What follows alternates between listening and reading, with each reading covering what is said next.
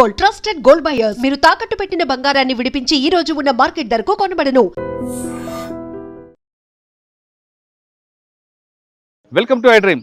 తెలంగాణ రాష్ట్రంలో మరో మ్యూజియం ప్రారంభం కాబోతుంది. ఇంతవరకు మ్యూజియం పురావస్తన శాఖ నిర్వహిస్తే ఇప్పుడు జైలు శాఖ జైలు మ్యూజియం నిర్వహిస్తుంది. గోవా, బెంగళూరు, కర్ణాటకలతో పాటు పలు రాష్ట్రాల్లో, కలకత్తాతో పాటు పలు రాష్ట్రాల్లో జైలు మ్యూజియం ఉంటే ఇప్పుడు తెలంగాణ రాష్ట్రంలో కూడా జైలు శాఖ మ్యూజియం ప్రారంభిస్తుంది. దీని కాన్సెప్ట్లో ఒకరోజు జైల్లో ఉంటే జైల్లో ఖైదీలు ఎలా ఉంటారు, వాళ్ళకి శిక్ష ఎలా ఉంటుందా లేదా, వాళ్ళకున్న ట్రీట్మెంట్ అనేది, ఆ ఫీల్ అనేది ఇక్కడ మనకు చూపిస్తారు. ఒకరోజు జైల్లో ఉంటే 500 రూపాయలు, ఒక రోజు లేకుండా మధ్యలో వస్తామంటే 1000 రూపాయలు ఫైన్ కూడా వేస్తారు ఈ జైల్లో ఉదయం నుంచి సాయంత్రం వరకు. కానీ మీరేం తప్పు చేయకపోయినా ఇందులో వెళ్ళి ఉండొచ్చు. ఈ జైల్లో ఎలాంటి శిక్ష పడతాయి, ఏ విధంగా ట్రీట్మెంట్ ఇస్తారు అనే విషయం తెలుసుకోవాలనుకుంటే తెలంగాణలో నిర్వహిస్తున్న జైల్ మ్యూజియంకి వెళ్ళొచ్చు. ప్రస్తుతం మన చెంచల్గూడ జైలుకి వచ్చాం. అసలు జైల్లో ఏం జరుగుతుంటుంది? నేరం చేసిన వ్యక్తి జైల్లోకి వస్తే కొడుతుంటారు, తిడుతుంటారు, లేదా బాత్రూంలు కడిగిస్తుంటారని చాలా బయట అనుకుంటారు. అసలు నిజంగా జరుగుతుందా లేదా? జైల్లో అన్ని సదుపాయాలు దొరికినప్పుడు మరి ఏం శిక్ష అనిపిస్తారు? జైల్లోకి వచ్చాక చాలా హ్యాపీగా ఉంటామని చాలామంది క్రిమినల్స్ బయటకు వచ్చి చెప్తుంటారు. అది నిజమా కాదా అనేది మనం చూడాలి. అయితే తెలంగాణ జైలు శాఖ అటువంటి అనుమానాలందరూ ఉన్న వాళ్ళకి అందుకే ఆ భ్రమను పోగొట్టడానికి ఫీల్ ద జైల్ అనే కార్యక్రమం చేపట్టింది. ఇప్పుడు ఫీల్ ద జైల్ దగ్గర ఉన్నాం. ఈ జైల్లోకి వెళ్ళిన తర్వాత బ్యారక్స్ ఎలా ఉంటాయి, లోపల ఏం జరుగుతుంది, సిస్టమ్ ఎలా జరుగుతుంది, అసలు ప్రొసీజర్ ఏంటి అనే విషయాన్ని మనం స్వయంగా చూద్దామండి. ఇప్పుడు మనం జైల్లోకి వచ్చాం. జైల్లోకి వచ్చిన తర్వాత నేరం వచ్చిన వ్యక్తి ఏ నేరం చేశాడు అనే విషయాన్ని రాసుకొని ఆయన పుట్టుమచ్చలు అన్ని స్వయంగా రాసుకున్న తర్వాత ఆయనకి ముందు అడ్మిషన్ బ్లాక్లో పెడతారు. అడ్మిషన్ బ్లాక్లో పెట్టిన తర్వాత ఆయన సైకాలజీ ఏంటో స్టడీ చేశాక, ఆయన మొదటిసారి నేరం చేశాడా, 2 సార్లు చేశాడా, లేదు రిపీట్గా చేస్తున్నాడని స్టడీ చేశాక ఒక్కొక్కసారి ఆయన తీవ్రత బట్టి ఉంటుంది. లేదు మొదటిసారి నేరం చేసి వచ్చాడు అంటే ముగ్గురున్న ఈ బ్లాక్లో పెడతారు. ఇప్పుడు మనం చూస్తున్నాం ఈ బ్లాక్లో 4 బెంచీలు ఉన్నాయి. ఈ 4 బెంచీల్లో పెట్టిన తర్వాత వీళ్ళకి 4 టేబుల్స్ ఉంటాయి. ఈ మంచం మీద ఇదే ఒక steel plate, steel glass, bedsheet ఇస్తారు. ఈ కార్నర్లో కనిపిస్తుంది టాయిలెట్, లెఫ్ట్ సైడ్లో మనకు కనిపిస్తుంది ఈ టాయిలెట్ కనిపిస్తుంది. ఈ టాయిలెట్ మాత్రం వాడుకోవాలి, కానీ స్నానానికి దానికి బయటికి రావచ్చు. ఇది మొదటిసారి నేరం చేసి వచ్చిన వ్యక్తికి కలిపి పెడతారు. అదే రిపీట్గా నేరం చేస్తున్నాడు లేదా ఆయనకి ఎక్కువ పనిష్మెంట్ ఉందనుకుంటే సింగిల్ బ్యారక్ ఇస్తారు. సింగిల్ బ్యారక్ అనేది ఇక్కడ మనకు కనిపిస్తుంది. ఈ సింగిల్ బ్యారక్లో మొదటిసారి అంటే రిపీట్గా నేరం చేస్తున్న వ్యక్తి వస్తాడు, ఆయన ఇక్కడ కూర్చోబెట్టి ఆయన ఇక్కడే పనిష్మెంట్ ఇస్తుంటారు. ఆయనకి మాత్రం సింగిల్గా బ్యారక్, ఆయనకు వాష్రూమ్ కనిపిస్తుంటుంది. ఇక్కడ వాళ్ళకి తాగడానికి మట్టి కుండ కూడా ఉంటుంది. ఇది రిపీట్గా వస్తున్న వ్యక్తి.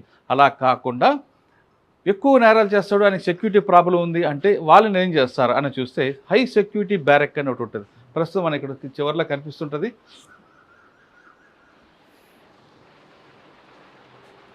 ఇది హై సెక్యూరిటీ బ్యారక్. ఈ హై సెక్యూరిటీ బ్యారక్లో ఆయన సపరేట్గా ఉంటుంది. అంటే ఆయన పోలీస్ జైలు సిబ్బంది మీద దాడి చేయడం కానీ లేదా ఆయన మీద ఎవరు దాడి చేయకుండా 2 అంచెలు భద్రత ఉంటుంది.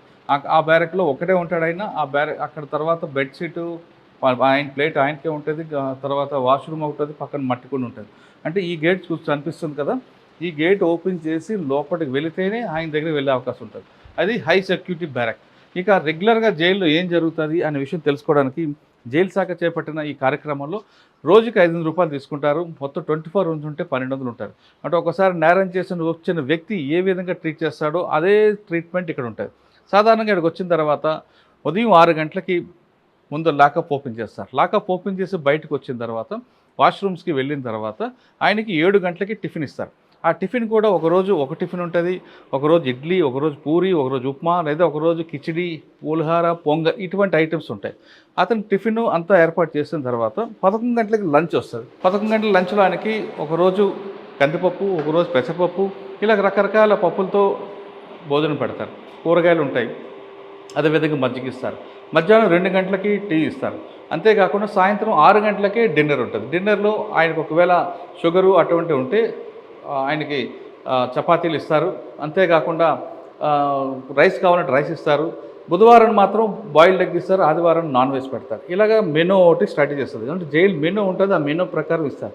ఆ మెనూని ఇప్పుడు ఎవరైతే ఫీల్ జైల్లోకి వస్తారో వాళ్ళకి కూడా అదే మెనూ ఉంటుంది. ఇక జైల్లో ఉదయం 6 గంటల నుంచి సాయంత్రం 6 వరకు బయట ఉండొచ్చు. ఇక్కడ ఈ టైంలో బయట షటిల్ ఆడచ్చు, క్యారమ్ బోర్డ్ ఆడుకోవచ్చు, పేపర్లు వస్తే పేపర్ చదవచ్చు, లోపల టీవీ ఉంటే టీవీ చూడవచ్చు, ఇక్కడ పడుకోవచ్చు. కానీ సాయంత్రం 6 తర్వాత మాత్రం లాకప్ క్లోజ్ ఉంటుంది. ఈ సాయంత్రం 6 అవ్వగానే సాయంత్రం 6 అవగానే లాకప్ క్లోజ్ చేస్తారు. లాకప్ క్లోజ్ చేసి లోపలికి వెళ్ళిన తర్వాత తెల్లవారు 6 గంటల వరకు బయటికి రావడానికి కుదరదు. ఆ సమయమే మనకి పనిష్మెంట్ అంటే ఏంటో తెలుస్తుంది. ఎందుకంటే కుటుంబ సభ్యులు కానీ ఎవ్వరు కానీ దరిదాపులు రారు, బయటకు కూడా రారు. లోపల ఉన్న వ్యక్తులు మాత్రమే మాట్లాడాలి. 6 తర్వాత బయటికి రారు. ఈ 6 గంటల్లో మనకున్న ఫ్రీడమ్ పూర్తిగా కట్ అయిపోతుంది. అంటే మనం చేసే నేరం ఏంటి, మన కుటుంబ సభ్యులు ఏం చేస్తున్నారు, మనం ఏం చేస్తున్నాం, వాళ్ళ పిల్లలు ఏం చేస్తున్నారు, మన తల్లిదండ్రులు ఏం చేస్తున్నారు, ఇవన్నీ కూడా అప్పుడు గుర్తుకొస్తాయి. అదే పెద్ద పనిష్మెంట్. ఎంత టైంకి భోజనం ఉన్నా ఫ్రీడమ్ లేకపోతే మనిషి బతకలేడు. ఆ ఫ్రీడమ్ను మనం ఇక్కడ సాయంత్రం 6 నుంచి ఉదయం 6 గంటల వరకు కోల్పోతాం. అదే పెద్ద పనిష్మెంట్. ఆ పనిష్మెంట్ని ఒకసారి ఎంజాయ్ చేయాలనుకుంటే ₹500 టికెట్ కట్టి రావచ్చు, లేదా ₹12 పెట్టి 24 గంటలు అక్కడ ఉండొచ్చు అన్నది జైలు శాఖ కొత్తగా పెట్టింది. ఈ కాన్సెప్ట్ అండమాన్తో పాటు కర్ణాటక, కోల్కతా జైల్లో అక్కడ కనిపిస్తుంది. ఇక లేడీస్ బ్లాక్ చూద్దాం. అంటే జెంట్స్ బ్లాక్ చూస్తాం, ఇప్పుడు లేడీస్ బ్లాక్ ఎలాగుంటుందని చూస్తే ఇక్కడ కూడా లేడీస్ సెపరేట్ కనిపిస్తుంది. లేడీస్ కూడా వచ్చి 24 గంటలు ఉండాలనుకుంటే ₹1200 పే చేయాలి. అదే ఒక హాఫ్ డే ఉండాలనుకుంటే ₹500 పే చేయాలి. ఇది బ్యారక్ 1 అంటే ఫిమేల్ బ్యారక్ ఉంటుంది. ఇది ఓన్లీ లేడీస్ వరకు మనకు కనిపిస్తుంది. కానీ పక్కపక్కనే ఉన్న ఎవరు మాట్లాడడం కూడా ఉండదు. ఉదయం 6 గంటల లోపండి, ఉదయం 6 తర్వాత సాయంత్రం 6 గంటలలోపు ఈ ప్రాంగణం అంతా తిరగచ్చు. ఇక్కడంతా మన చెట్టు కనిపిస్తుంది, పెద్ద వేప చెట్టు. ఇక్కడ కూర్చోవచ్చు, మాట్లాడుకోవచ్చు, అన్నీ ఉంటాయి. క్యారమ్ బోర్డ్ ఆడచ్చు, షటిల్ ఆడచ్చు, అన్నీ ఉంటాయి. కానీ 6 తర్వాత మాత్రం పూర్తిగా బ్లాక్ ఉంటుంది. కాబట్టి అప్పుడే మనకు పనిష్మెంట్ మన కళ్ళ ముందు కనిపిస్తుంటుంది. ఎవరితో మాట్లాడకుండదు, సెల్ ఫోన్ ఉండదు, ఏమి ఉండదు. ఈ పనిష్మెంట్ని ఒకసారి ఎంజాయ్ చేయాలనుకుంటే ఖచ్చితంగా జైలు డిపార్ట్మెంట్ అండి. ₹500 టికెట్ తీసుకొచ్చి హాఫ్ డే ఉండొచ్చు, ₹12 టికెట్ తీసుకొని ఫుల్ డే ఉండొచ్చు.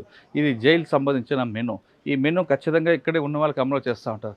కానీ జైల్లో వచ్చిన తర్వాత మేము ఖచ్చితంగా ఎంజాయ్ చేసాం, మాకు జైల్లో డబ్బులు పడేస్తే అన్నీ దొరుకుతాయని కొంతమంది ఆరోపిస్తుంటారు.